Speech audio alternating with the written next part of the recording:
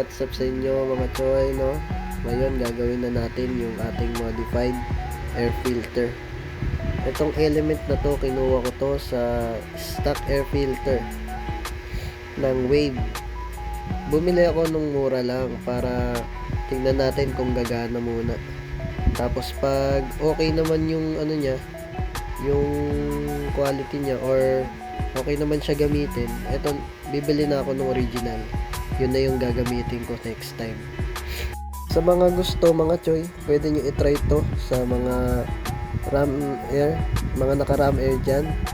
Bili lang kayo ng mushroom type na air filter, kahit yung mumurahin lang, kasi i-modified nyo naman yun eh. Ito yung ipapalit nyo doon.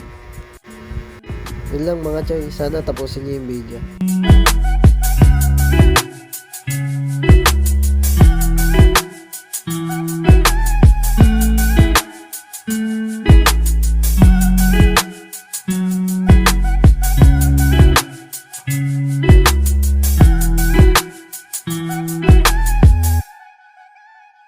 So ito na mga choy, no?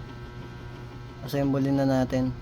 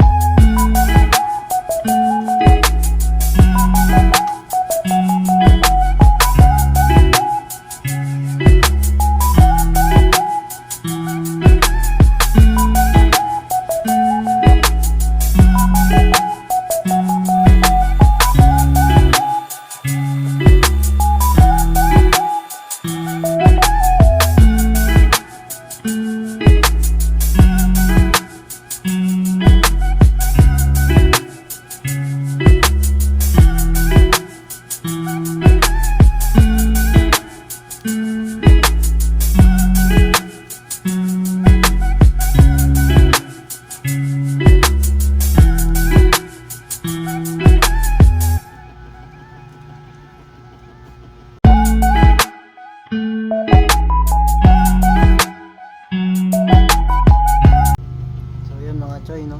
Ganyan na magiging itsura niya. Stock modified air filter.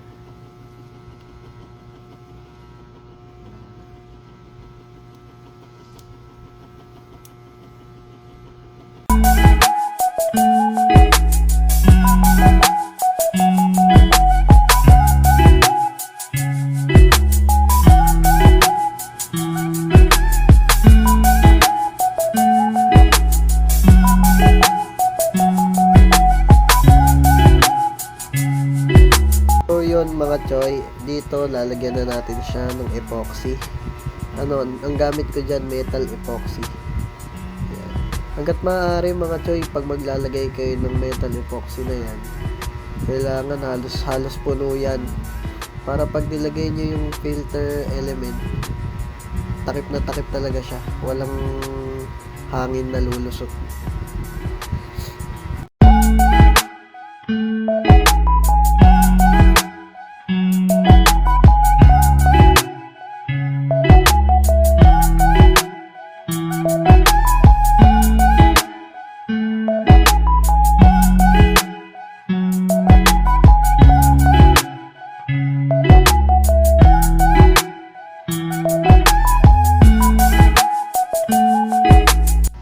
So yun na nga mga choy, no? Tapos na natin yung ating air filter. Medyo pangit ng pagkakagawa ko. Tara, kabit na natin to. Yan, nakabit na natin mga choy. Testingin na natin.